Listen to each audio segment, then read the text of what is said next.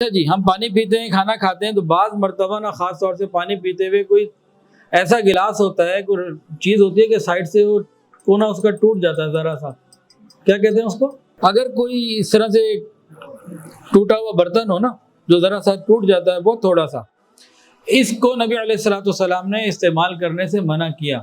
برتن اگر اس طرح سے ٹوٹ جائے، کریک آ جائے اور ذرا سا اس کا کوئی وہ بن جائے، اس طرح کی کٹنگ جو کٹ جائے، ایسے برتن کو استعمال کرنا منع ہے۔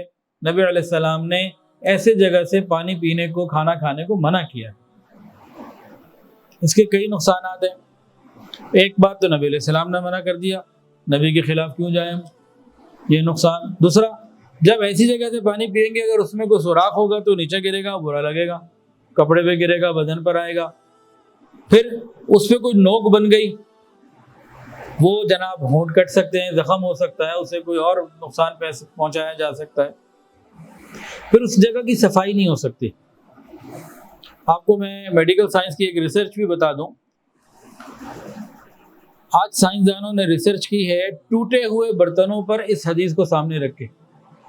انہوں نے یہ بتایا کہ جو برتن کا حصہ ٹوٹ جاتا ہے، جو ذرا سا کھرچ سا لگ جاتا ہے، وہ اس کو جتنا مرضی صاف کر لو وہاں سے بیکٹیریا ختم ہوتا ہی نہیں، جو مرضی کر لو،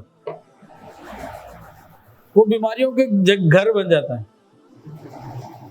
وہ جو برتن کے کنارے ٹوٹ جائیں، کوئی کنارہ ٹوٹ جائے اوپر سے، وہ کنارہ یاد نہیں آ رہا تھا مجھے لفظ، تو برتن کے کنارے بعض دفعہ اوپر سے ٹوٹ جاتے ہیں، یہ جو کنارہ ٹوٹا ہوا جو اس کا حصہ ہے، آپ جتنا مرضی صاف کر لیں یہ بیکٹیریا فری نہیں ہو سکتا۔ یہ آج کی میڈیکل ریسرچ ہے۔ آقا صلی اللہ علیہ وآلہ وسلم نے کب 1400 سال پہلے بتا دیا، بھائی اس کو استعمال نہ کرو۔ ویڈیو کے نیچے سبسکرائب کے بٹن پہ کلک کریں، بیل کے آئیکن پہ کلک کیجئے تاکہ ہر نئی ویڈیو کی نوٹیفیکیشن آپ کو مل جائے۔